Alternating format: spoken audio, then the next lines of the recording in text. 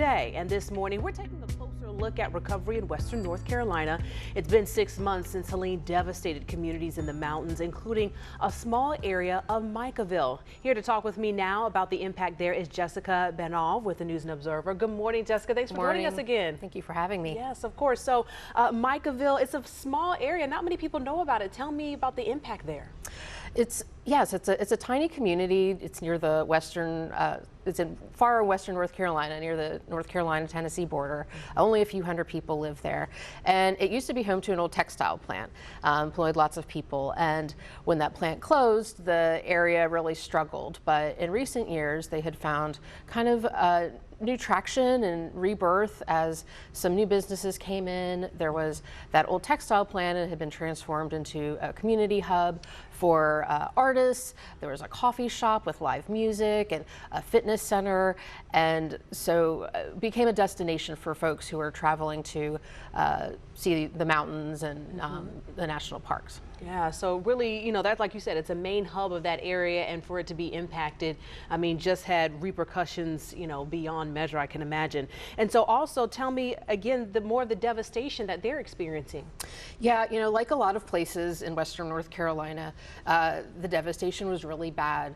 The area sits where two creeks are, and so when the waters rose, there was just massive flooding everywhere. And so the post office was carried away.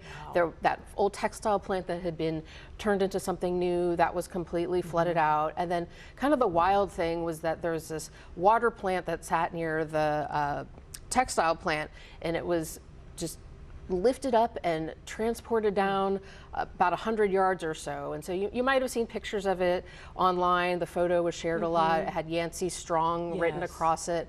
And so it really just was a display of the power of the storm, and you know, just to illustrate really what the devastation was like there. And I'm so glad that we're highlighting these stories, because again, some of the smaller towns, you're not quite sure, you know how bad it was, but again, to see those pictures, to say, hey, this was a community hub.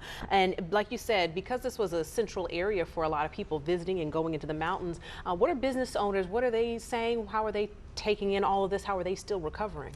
So Richard Stradling is one of our reporters at the News and Observer, and he spent some time talking to business owners, and many of them are in limbo. Either insurance won't cover the flooding, or it's just too cost prohibitive to rebuild. And so some people have had to move on. They've either found new employment or they've moved their businesses to other neighboring towns. But with all that happening, there's just a concern that the Micaville magic, as some people have called it, just isn't there anymore. So much history. And again, I know they're trying really hard to preserve that. And again, you know, I'm glad that they're shedding light on this and sharing their story so people can go and visit and do what they can to really bond together and help support our Western neighbors. Yes. All right. Well, Jessica Benov, thank you again for joining us this morning.